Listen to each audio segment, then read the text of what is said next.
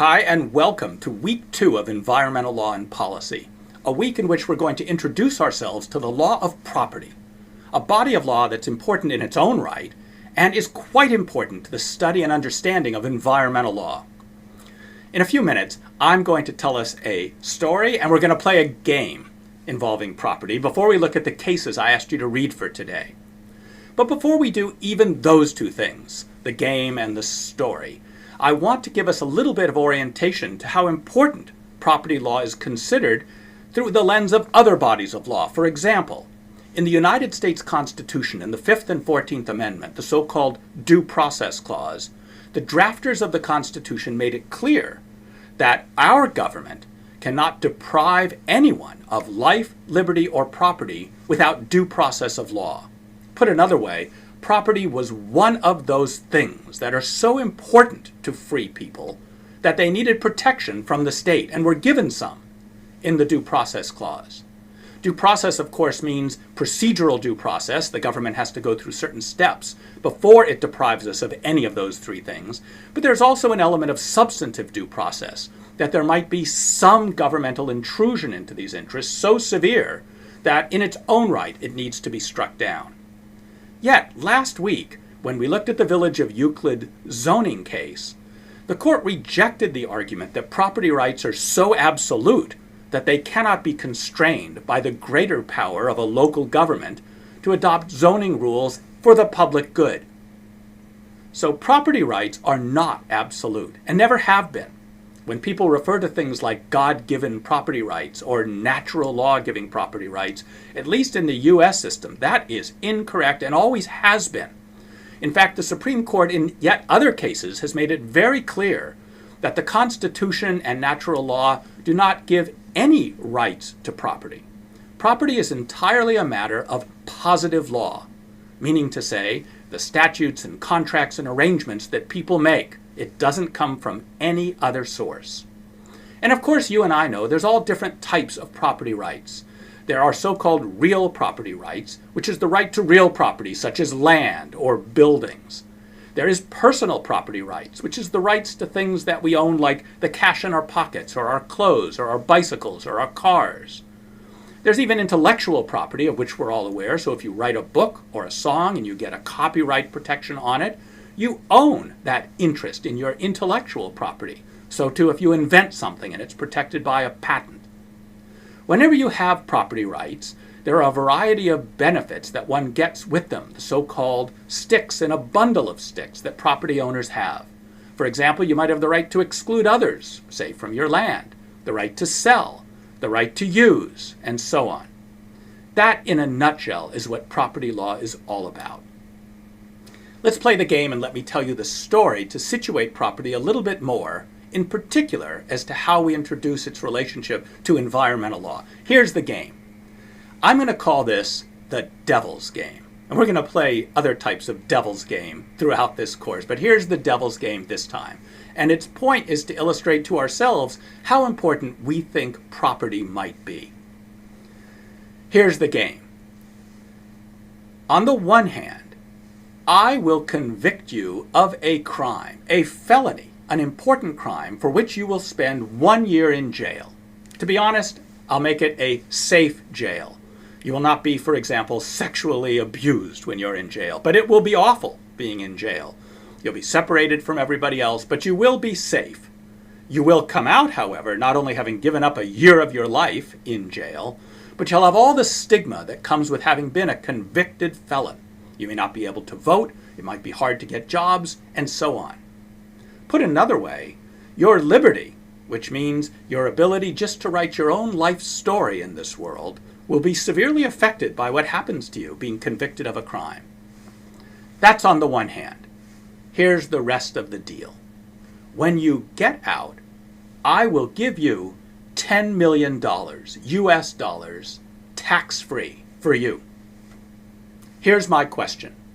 How many of you might, I'll only ask you whether you might consider taking the deal? Tell me whether or not you might consider taking the deal.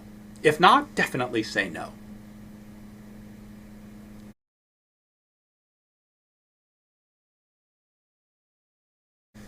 Usually when I pose this question to students, the overwhelming number of students raise their hands and say yes, they would consider the deal. To which I have two observations. Number one, I could make fun and say, well, that establishes it.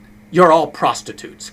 You'd be willing to sell something sacred, like our liberty, for mere money.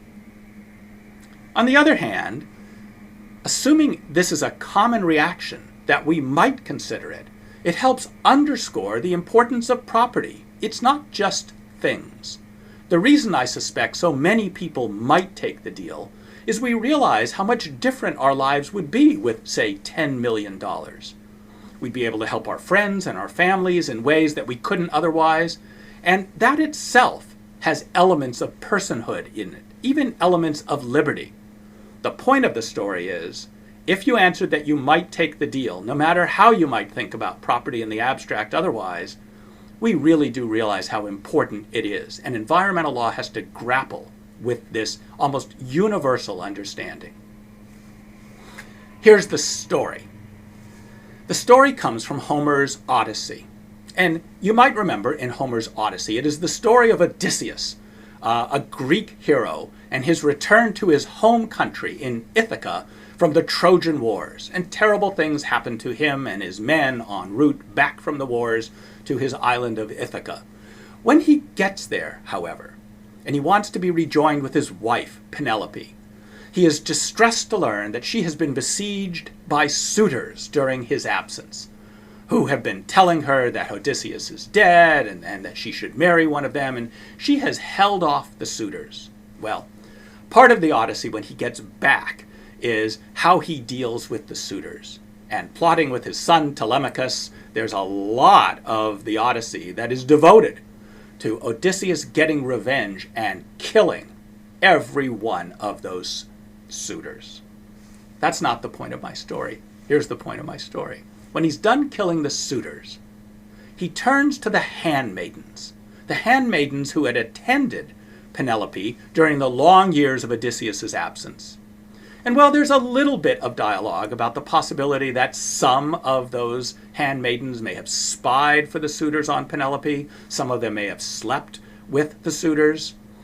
There's not a lot of bad things about the handmaidens that we're told. But nonetheless, after he's done murdering the suitors, Odysseus hangs many of the handmaidens. Just hangs them. More importantly, Homer, the author of the Odyssey, doesn't spend a lot of time on this hanging. And that is the taking off point for my story. I'm not the only one to have this insight. But the little time that Homer spent on the handmaidens reflects the fact that really they didn't count. They were incidental, almost like props, to be used merely to illustrate Odysseus' greatness, his kingliness under the norms of the time.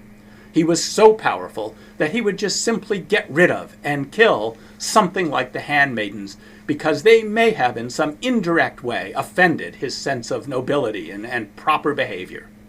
The handmaidens didn't count. A lot of the great struggles in the law over the centuries have been the claims from other types of people or entities to count in the law. And we know this is the case. There was a time when slavery was a well-established property system, and slaves were not thought of as people, they were thought of as property. In that sense, they didn't count. Women too, then and now, were often given second-class status because they didn't count. And some of the great struggles in all law were to change this aspect of property and make it bend to bigger norms of liberty and norms of rightness. And so too with the environment. One of the big theories in environmental law is that it's trying to make the environment count in its own right. And that's one of the great struggles in environmental law. And the question is, if we try to make claims for the environment, and the environment should count, how will this affect the law of property? That said, Let's look at two opening cases I had us look at, both involving water rights and both from California in different centuries. Water and rights to water are a type of property right that people plainly can have, and that was always true. It was true in England under the common law of England, and it came with the English colonists to the United States. And in the eastern part of the United States, there were certain rights known as riparian water rights, which landowners who owned land appurtenant, adjacent to bodies of water, had to the use of that water.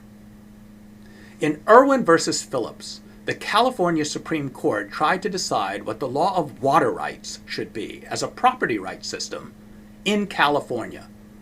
The one thing you need to appreciate is that California is in the western United States, and the western United States is arid, unlike the more fluvial, wet eastern United States. At issue in Irwin was gold mining.